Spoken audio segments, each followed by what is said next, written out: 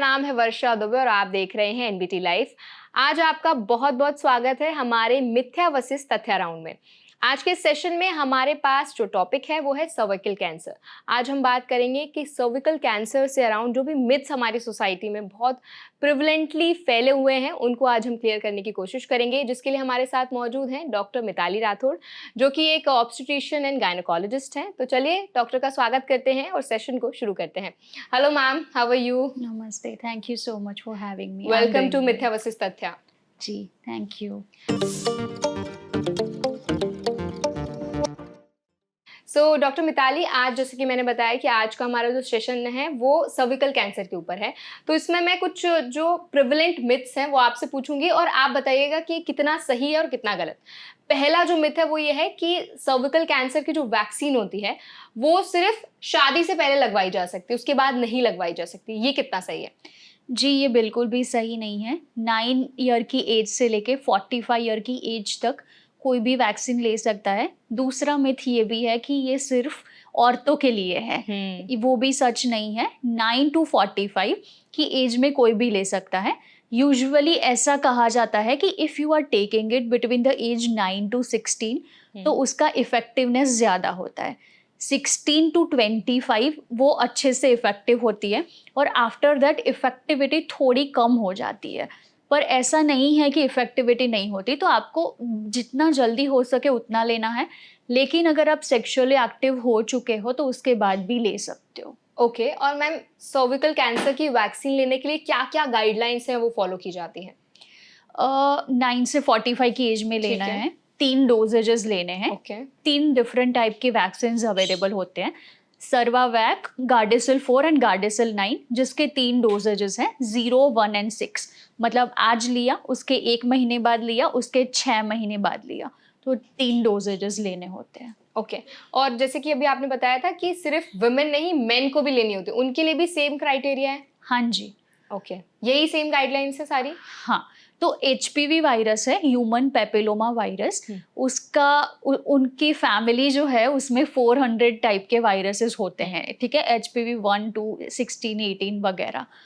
तो जो HPV virus है वो सिर्फ सर्विक्स के कैंसर के लिए नहीं, but anus, पीनस, vulva, vagina and back of the throat, ये सारे कैंसर के लिए जिम्मेदार होते हैं। तो इसी वजह से मेन में भी ये वायरस का इन्फेक्शन लग के कैंसर हो सकता है, तो उनको भी ये वैक्सीन लेनी चाहिए। तो अगर कोई सर्विकल कैंसर की वैक्सीन ले रहा है तो बाकी जो कैंसर्स हैं जो आपने मेंशन किए उनसे भी वो बच सकते हैं? Absolutely. Wow, that's great. I think हमारी ऑडियंस को ये पहली बार ही पता चला होगा, बिकॉज हमें लगता है कि सर्विकल वैक्सीन जो है वो सिर्फ सर्विकल कैंसर के लिए है।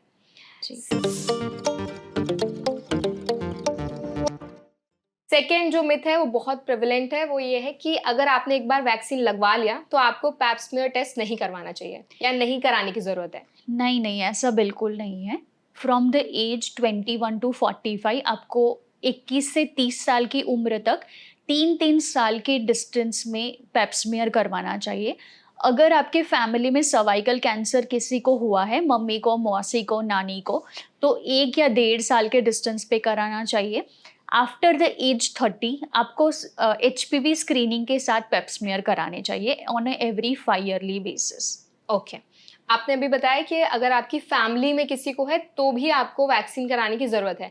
तो एक बहुत इंपॉर्टेंट एक चीज़ है, बहुत ही प्रेवलेंट मिथ ये है कि ये जेनेटिक होता है। एक्चुअल में होता है genetic? Up to an extent ऐसा कहा जाता है कि अगर मम्मी को, मौसी को, नानी को है तो आपको 2 to 3 टाइम्स रिस्क बढ़ जाता है।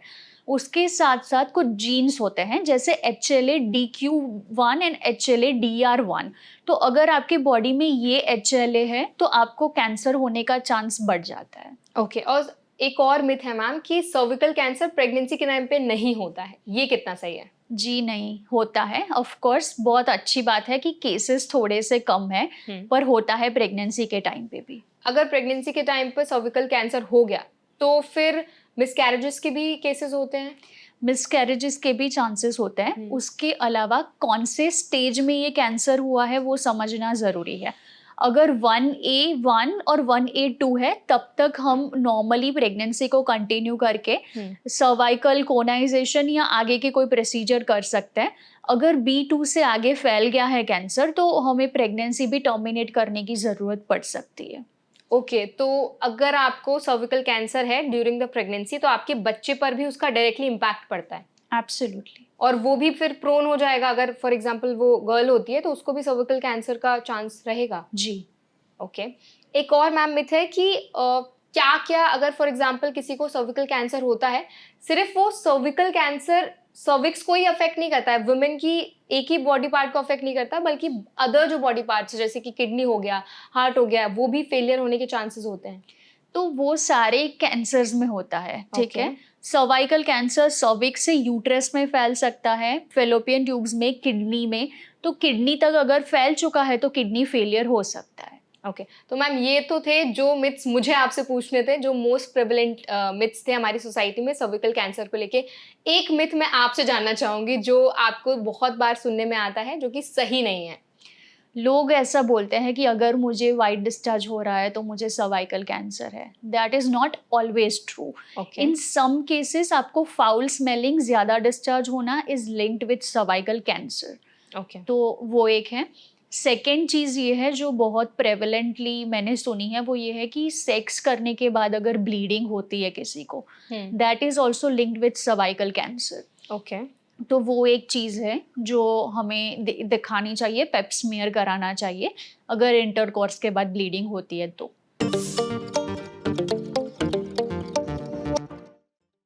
एट लास्ट मैं आपसे ये जानना चाहूंगी क्या क्या मेजर सिम्टम्स होते हैं जिनसे पहचान सकते हैं वुमेन कि हाँ उनकी बॉडी में सर्विकल कैंसर करके भी कोई चीज़ है वो डेवलप हो रही है।